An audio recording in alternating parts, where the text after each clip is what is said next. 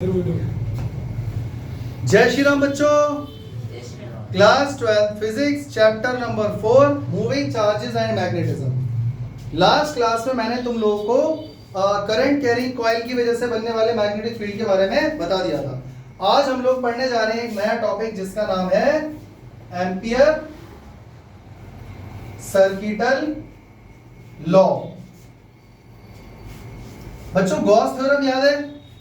Gauss law ठीक। अच्छा, Gauss law का इस्तेमाल किस काम के लिए करते थे हम लोग? इलेक्ट्रिक फील्ड फाइंड करने के लिए। याद है कि भूल गए? हालांकि वो हमें फ्लक्स का फॉर्मूला देता है बट यूज उसका करते थे हम इलेक्ट्रिक फील्ड फाइंड करने के लिए। डायरेक्ट आ जाता था हमारे पास Q by एप्सिलॉन नॉट। ठीक वैसे ही यहां पर इस चैप्टर में हमारे पास उसका एनालॉग क्या है? एम्पियर सर्किटल लॉ, जिससे हम लोग डायरेक्टली मैग्नेटिक फील्ड फाइंड कर सकते हैं। समझ में आ गया? तो एम्पियर सर्किटल लॉ क्या कहता है? This law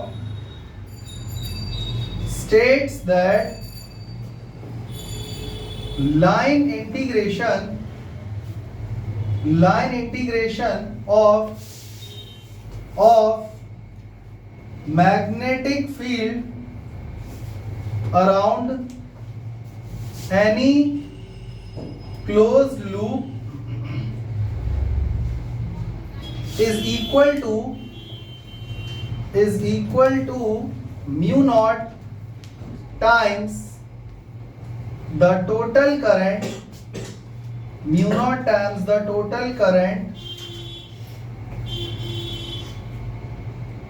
passing through the loop. समझ में आया कि नहीं?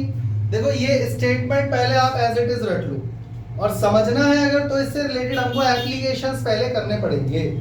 समझ में आ गया? तो ये लॉ बोलता है कि अगर मैं B.dl का लाइन इंटीग्रेशन कर दूं तो ये किसके इक्वल आएगा बच्चों? Mu naught times of total current enclosed by the loop. यही है एम्पियर सर्किटल लॉ। पहले तो आप ये बात समझ लो, यही है एम्पियर सर्किटल लॉ। सबसे पहले आप दिमाग में ये फिट कर लो, और इसके हमको बहुत सारे एप्लीकेशन पढ़ने हैं, तभी आपको ये लॉ और बेहतर तरीके से समझ में आएगा कि इसका यूज कैसे करना है। जैसे गॉस लॉ आपने पढ़ा था, उसके बहुत सारे एप्लीकेशन थे। करंट के चार्ज वायर के अराउंड इलेक्ट्रिक फील्ड कैसे फाइंड करेंगे, चार्ज प्लेन सरफेस के अराउंड इलेक्ट्रिक फील्ड कैसे फाइंड करेंगे। ठीक वैसे ही इसके भी हमें एप्लीकेशंस पढ़ने हैं। कोई दिक्कत? क्या बोला इसने? Line integration of magnetic field around any closed loop is mu naught times total current enclosed by the loop, यानी म्यू नॉट आई। और जबकि बच्चों गॉस थ्योरम क्या था चैप्टर 1 में? फ्लक्स फाइंड करने का मेथड है Q by epsilon not. Flux का फॉर्मूला क्या था? Q by epsilon. ये था तुम्हारा गॉस थ्योरम।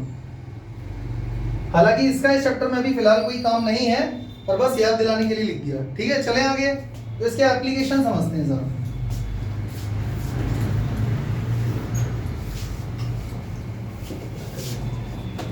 इसके एप्लीकेशन समझते हैं।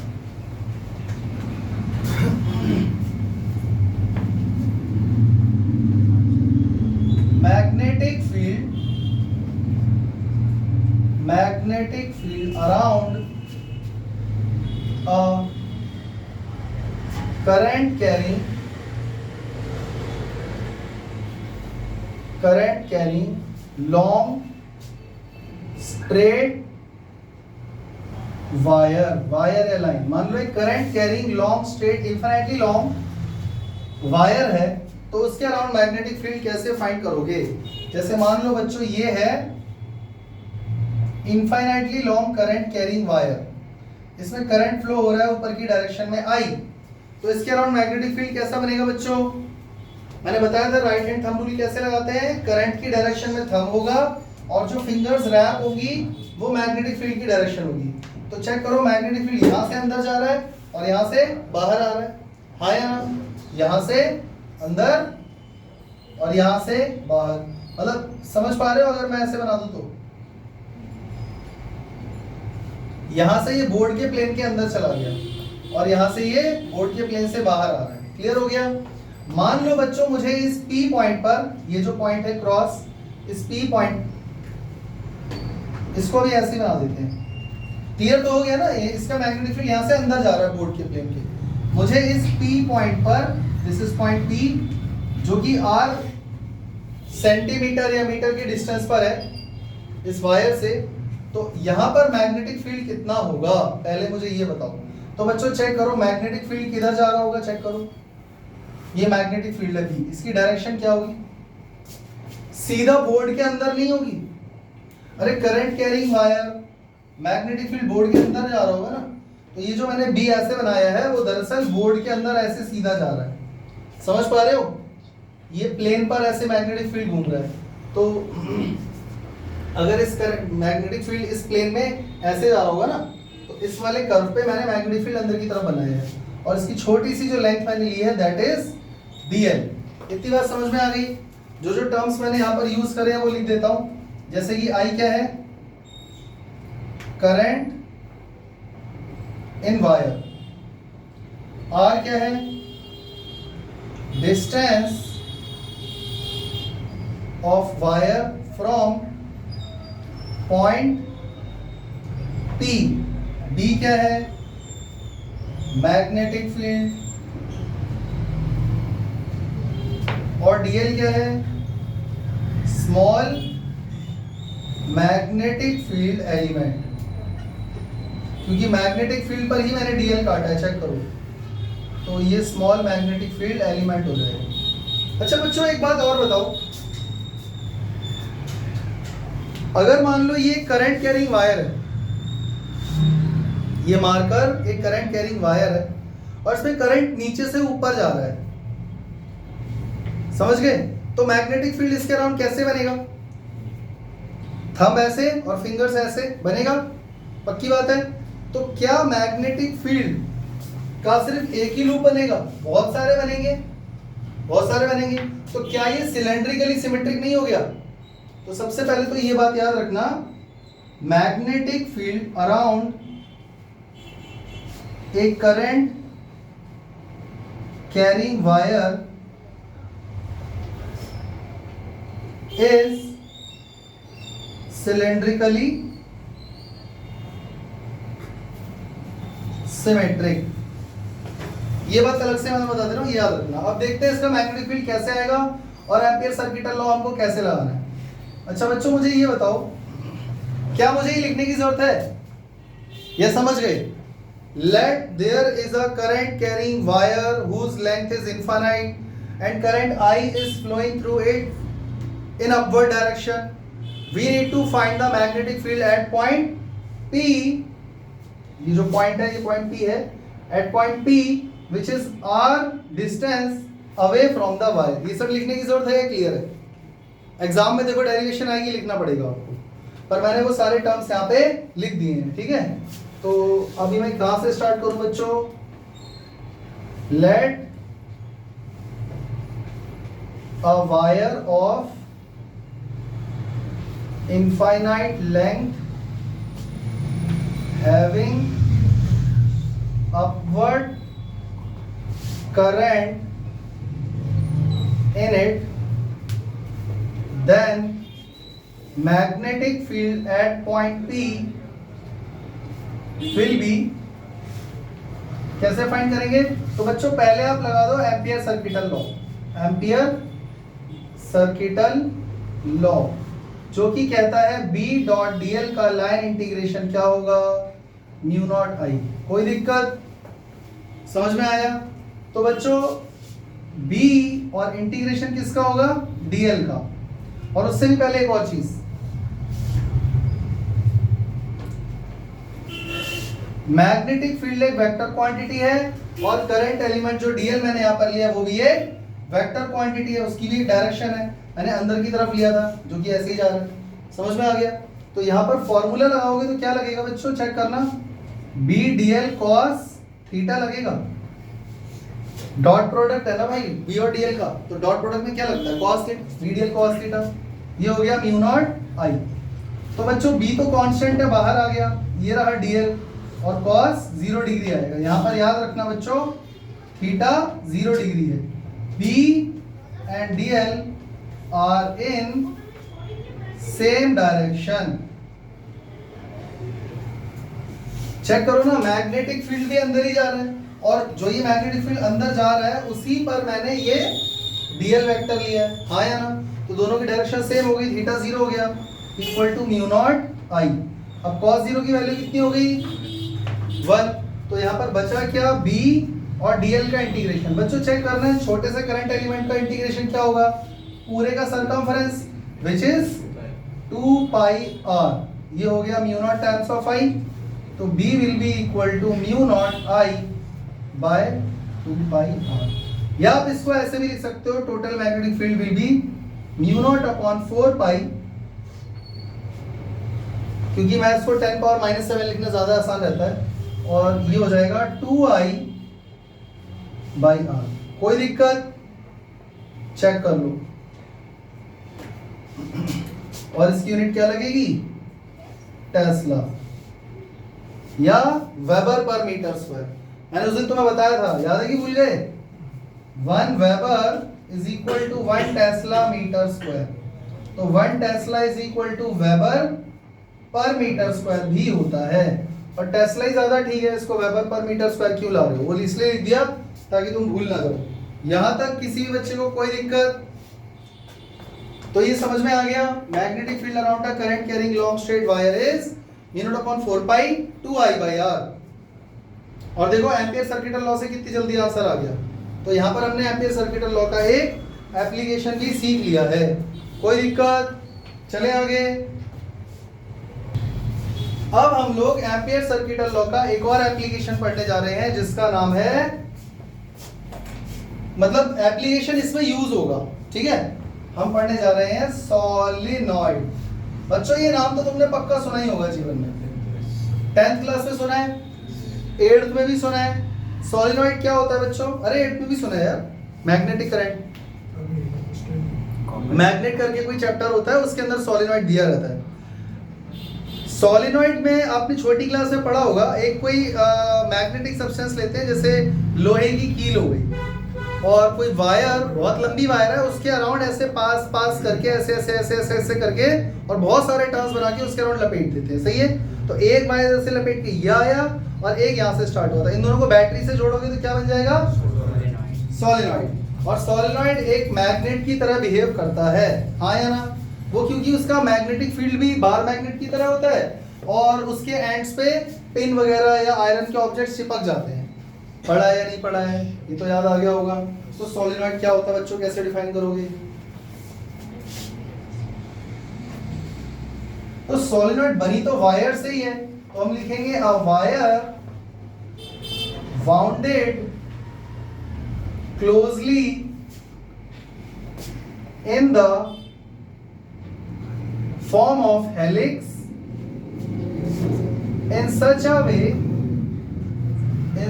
way that its length is much greater than its radius than the structure formed is called solenoid। सही है गलत? बल्कि मुझे यहाँ पे एक कॉपर वायर लिखना चाहिए था, और कॉपर इंसुलेटेड कॉपर वायर, मुझे यहाँ पर क्या लिखना चाहिए था?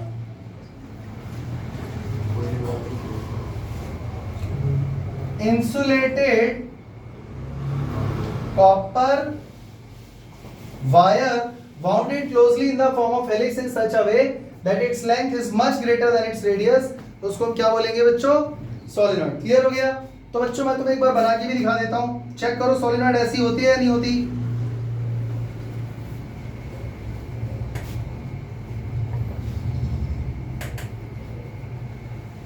सही है? और अगर मैं इसको यहां से बैटरी से जोड़ दूं ऐसे करके, चेक करो, यहां से करंट जाएगा इसके अंदर आई, और करंट यहां से नीचे, यहां से ऊपर, फिर घूम के इधर से नीचे, इधर से ऊपर, फिर घूम के इधर से नीचे, इधर से ऊपर, फिर घूम के इधर से नीचे, इधर से ऊपर, चलता रहेगा। क्लियर है? इसका मैग्नेटिक फील्ड कैसा होगा बच्चों? इसका मैग्नेटिक फील्ड बिल्कुल वैसा ही होता है जैसा एक बार मैग्नेट का होता है, क्योंकि बच्चों एक बार जरा चेक करें इसका मैग्नेटिक फील्ड की डायरेक्शन क्या होगी।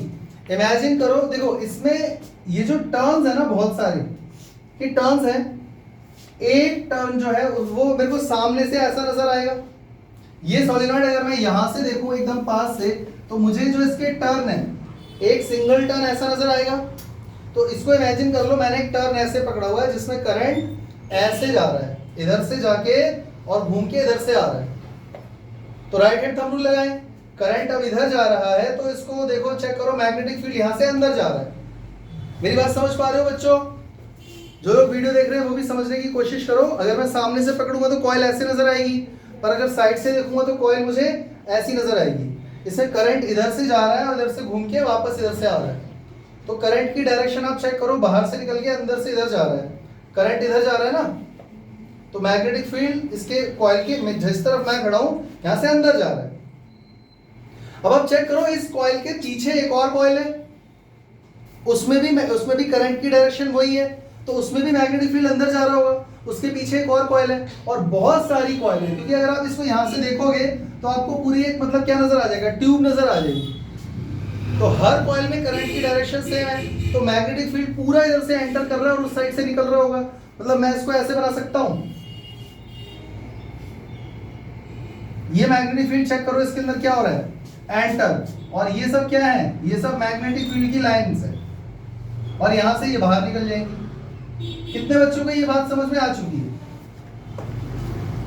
इसके अंदर मैग्नेटिक फील्ड ऐसा क्यों बना, समझ में आ गया बच्चों? जिस तरफ मैग्नेटिक फील्ड एंटर कर रहा है, ये कौन सा पोल हुआ, साउथ पोल, और जहां से एग्जिट हो रहा है वो क्या बना, यहां तक कोई दिक्कत? ये भी क्लियर हो गया। अब सवाल ये है कि टोटल मैग्नेटिक फील्ड इस कॉइल के अंदर, सॉल्वेंट के अंदर कितना होगा, ये आपको फाइंड करना है।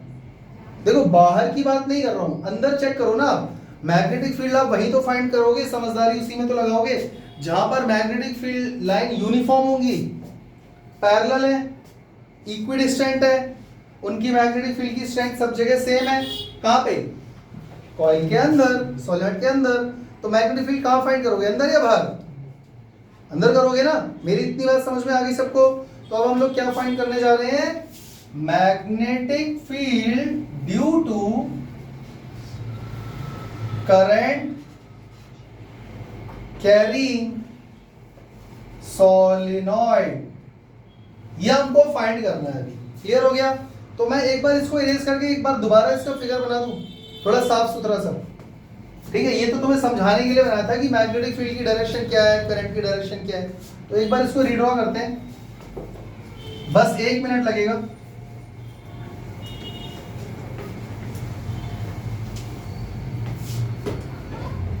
देखो बच्चों,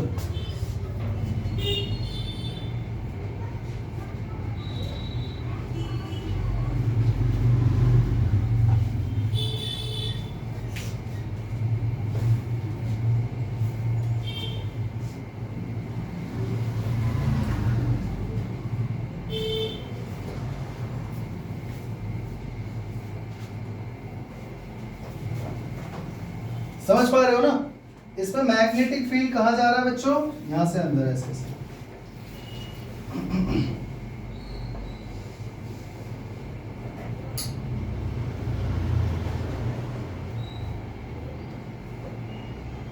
और ये बाहर ऐसे से चला जाएगा। ये नॉर्थ पोल है, ये साउथ पोल है। बच्चों चेक करो इसकी लेंथ कितनी है टोटल। सोलेनॉइड की लेंथ को हमने क्या मान लिया, L। बच्चों इसका रेडियस हमने क्या मान लिया, सेंटर से R। तो मैं तुम्हें क्या बता रहा हूं बच्चों, ये जो मैंने अंदर हॉरिजॉन्टल लाइंस बनाई ना, ये मैग्नेटिक फील्ड है, और ये मैग्नेटिक फील्ड की डायरेक्शन ऐसी क्यों है ये मैं अभी तुम्हें समझा चुका हूं। हमें टोटल मैग्नेटिक फील्ड फाइंड करना है इनसाइड द सोलेनॉइड। पहले मुझे ये बताओ बच्चों, what is small n, number of turns per unit length. तो बच्चों टोटल लेंथ कितनी है, ये हो गई हमारी टोटल लेंथ। बच्चों R क्या है, किसका? रेडियस ऑफ सोलिनॉइड कह लो या कॉइल कह लो। अच्छा, what is capital N? Total number of turns. Total number of turns. और कोई मुझे बताएगा टोटल नंबर ऑफ टर्न्स कितने होंगे? भाई number of turns per unit length multiply by total length. Check करो क्या आएगा। Total number of turns is equal to number of turns per unit length multiply by total length. हो गया capital. अच्छा, और क्या दिख रहा है आपको यहाँ पे? I. What is I? Current flowing through या passing through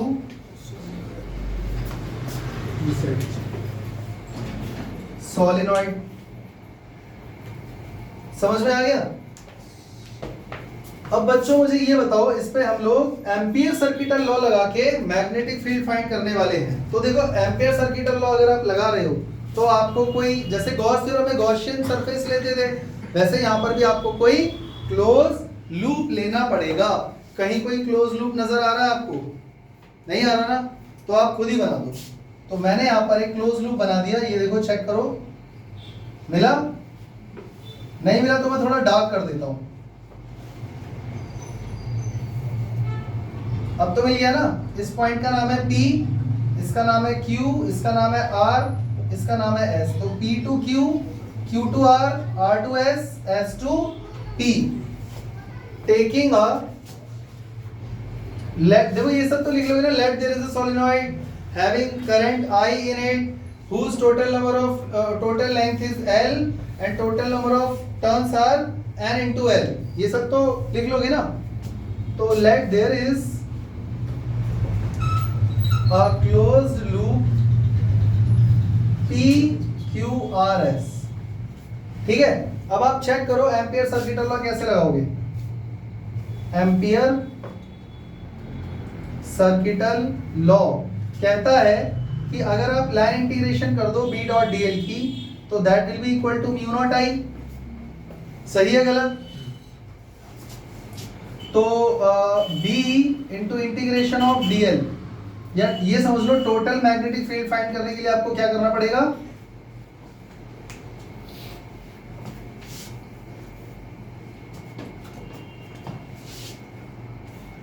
B dot dl आप लाइन इंटीग्रेशन कर रहे हो किसका? एक लूप का।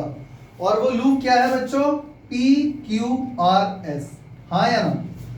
तो इसका मतलब आपको ये चारों में लगाना पड़ेगा। B dot dl from P to Q, from P to Q, plus B dot dl Q to R, plus B dot dl R to S, plus B dot dl S to P। कोई दिक्कत? समझ में आ गया? अब बच्चों check करो, P to Q वाले case में आप चेक करो। P to Q current element भी इधर ही जा रहा है और dl भी इधर ही जा रहा है, मैग्नेटिक फील्ड भी इधर ही जा रहा है। तो थीटा यहाँ पे कितना हो गया? 0। तो आप चेक करो, यहाँ पर आ जाएगा B dl cos 0 degree from P to Q। सही है गलत? प्लस नेक्स्ट पे आ जाओ बच्चों, आप चेक करो Q टू R, ये ऊपर जा रहा है, सही है, जबकि मैग्नेटिक फील्ड इधर जा रहा है। थीटा कितना हो गया? थीटा कितना हो गया? और cos 90 कितना होता है? यानी ये वाला केस खत्म हो गया, या पूरा लिख के समझाऊं? समझ में आ गया? चलते हैं next. Plus B dot dl R to S। बच्चों R टू S चेक करो, R to S magnetic field इधर जा रहा है, R टू S इधर जा रहा है। cos 180 -1 होता है पर एक minute B dot dl is equal to mu naught IB होता है। इस रीजन में आपको करंट नजर आ रहा है? आप तो कॉइल के बाहर चले गए ना, तो इस वजह से करंट जीरो होने की वजह से मैग्नेटिक फील्ड भी जीरो होगा। कोई दिक्कत? और R to S sorry S to P again theta 90 हो जाएगा, तो वो भी जीरो हो जाएगा। तो हमारे पास क्या आ गया final answer? B integration of dl from P to Q और cos 0 होता है 1। तो कितना आ गया? आप चेक करो dl की लेंथ P से Q को अगर आप इंटीग्रेट कर दोगे, टोटल लेंथ आ जाएगी सोलिनॉइड की। तो ये आ गया बी एल, मान लेते हैं इसकी टोटल लेंथ जो है वो कैपिटल एल है। समझ में आ गया? यहां तक कोई दिक्कत? अब ये बी एल हम किसके इक्वल पुट करेंगे? बोलो भाई। हमने बी डॉट डी एल जो ये हमने लगाया है, इससे हमारे पास जो भी व्हाटएवर आंसर आया है, ये तो एम्पियर सर्किट लॉ का एलएचएस वाला पार्ट है ना, इसको किसकी इक्वल पुट करोगे? आरएचएस के। तो this will be equal to mu naught into total current.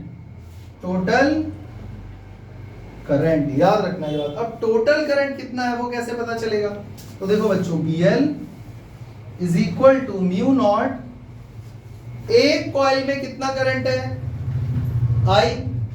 अरे एक टर्न में कितना करंट है? I। Total number of turns multiply by I कर दोगे, और टोटल नंबर ऑफ टर्न्स कितना है बच्चों? Capital N I। यहां तक कोई दिक्कत? समझ में आ गया? अच्छा, अब आगे आ जाओ। BL is equal to mu not, बच्चों कैपिटल N की वैल्यू क्या है चेक करो, small n into L, small n into L I, L से एल कट गया, P की वैल्यू कितनी आ गई? Mu not N I. ये आ गया हमारे पास magnetic field of the solenoid. याद रहेगा, what will be the magnetic field of the solenoid? Mu not N I. और ये मैग्नेटिक फील्ड कहां पर है? Inside the solenoid. Outside the solenoid magnetic field क्या होगा बच्चों? सोलेनॉइड के बाहर चाहे आप नीचे जाओ या ऊपर जाओ, मैग्नेटिक फील्ड क्या होगा? जीरो, याद रखना। और मैग्नेटिक फील्ड यहां पर कितना होगा बच्चों? Near the end, near the end magnetic field कितना होगा? तो ये मैं आपको कहां लिखूं बच्चों? अच्छा, इतना नोट डाउन कर लोगे अपनी कॉपी में? पक्का इरेज कर दूं अगर कुछ कोई दिक्कत तो नहीं है? तो मैं इधर का थोड़ा सा पार्ट इरेज कर रहा हूं।